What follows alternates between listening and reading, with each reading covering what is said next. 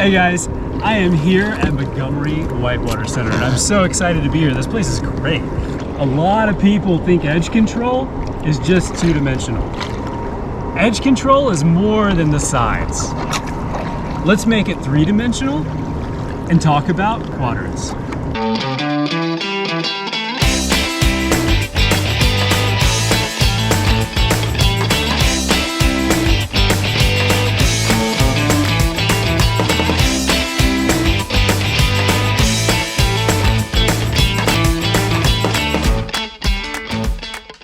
So the basic skills that we're going to work on and the edge drills that we're going to do are going to help make you a better paddler just because you're practicing them. Before we dig into quadrants, let's start with some basics.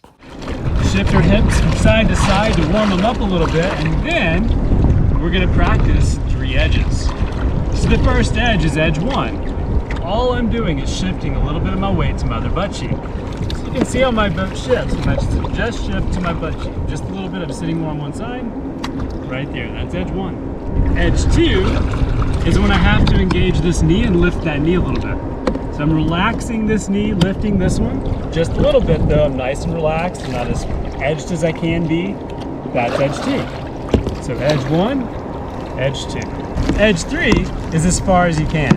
And to do edge three, you should be able to hold the bottom of your boat. And so if you can hold the bottom of your boat, lean forward, relax your bottom leg a little bit, as far as you can, that's edge three. Holding your edge this way is called the J-lean. And the J-lean is really about holding your edge up with your top knee and relaxing your lower knee. And making sure that your center of gravity is over your boat. Practice your edges on both sides. So edge one, edge one.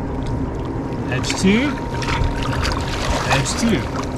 Edge three, edge three. Get used to changing your edges. Edges 1 through 3 are great for side to side, but you also have edges at your bow and stern.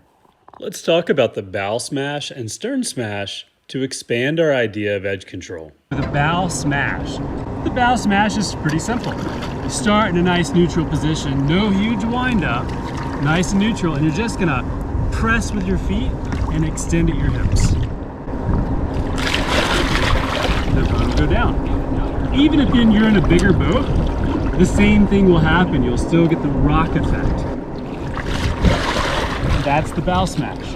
Now I'm not rocking back and then going forward again. I'm just going forward.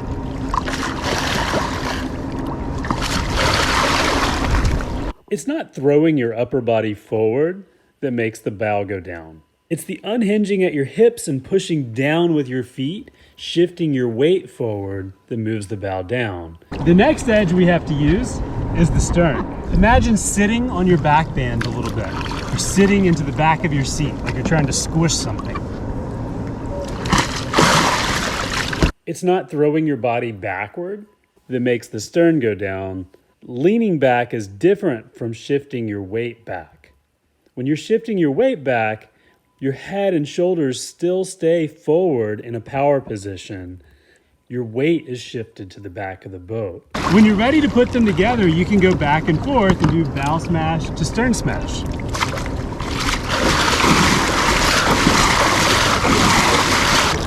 Now, let's put it together.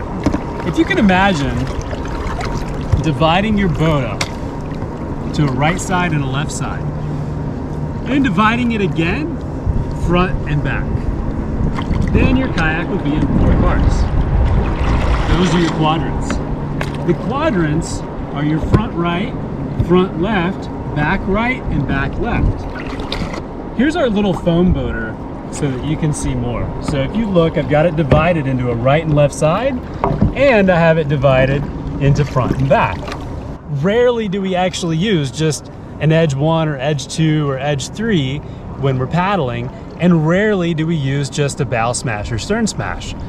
Most of the time when you're paddling, you're gonna be using some combination of the two. Those are quadrants. So imagine putting your weight in the front left quadrant. In order to put your weight in the front left quadrant, you're gonna have to shift your weight forward into your feet, and you're gonna have to tilt your kayak to the left. That means you're gonna have to lift your right knee a little bit and relax your left leg.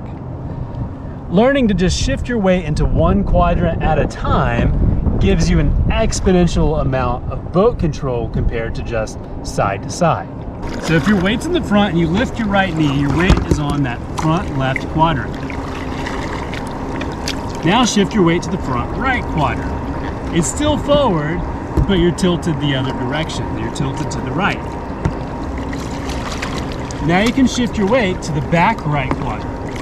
When your weight's in the back right quadrant, you're not leaning back, but instead your weight has shifted to that back right quadrant. My weight is sitting on that hip and I'm lifting my left knee a little bit. I've relaxed my right knee. Once you get that, you're ready to start crossing your quadrants. If you're in the front right quadrant, you're gonna go to the back left quadrant. There are moves where you'll shift weight from one quadrant to another, from back to front or front to back on the same side. Most of the time though, you'll find you end up crossing quadrants. You can use these quadrants when you're doing things like boofing rocks or boofing holes.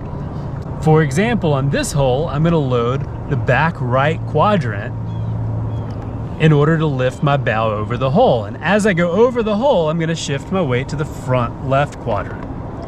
Now let's do it on the other side. I'm approaching this hole angled a little bit to the left, and I'm gonna shift my weight to the back left quadrant, take a left stroke, and lift my bow up on the hole, but then I'm gonna shift my weight from that back left quadrant to my front right quadrant. This allows me to blast over the hole without my bow going underwater. It lets the hole just pass right underneath me like it wasn't even there. If you're peeling out, it's gonna be helpful to start with your weight on your back left quadrant, for example. Anytime I'm peeling into an eddy, on a steeper eddy, I may need to shift my weight to my back quadrant as I enter the eddy to keep my bow high and dry, and then shift into my front quadrant in order to keep myself in the eddy and to shift my weight where I want to go. When you're doing attainments, you want to use your quadrants too.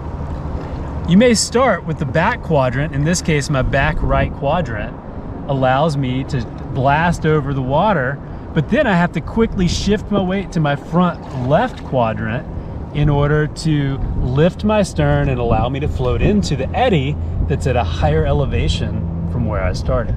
All right, so let's do the quadrant drill to learn how to use our quadrants more effectively. If you want to get really good at practicing your quadrants on demand, you can actually have a friend call out random quadrants and then try to keep up. For example, you might do front right, back left, front left, back right. So if that were the case, front right, back left, front left, back right. If you do front right to back left over and over and over again, you'll end up going in a circle.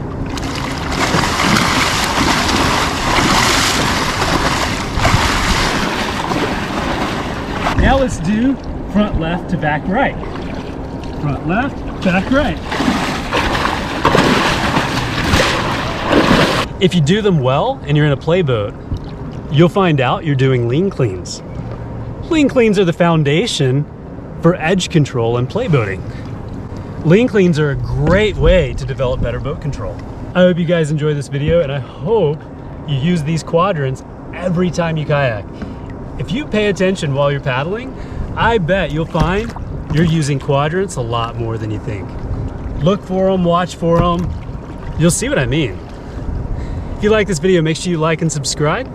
I'll see you on the river.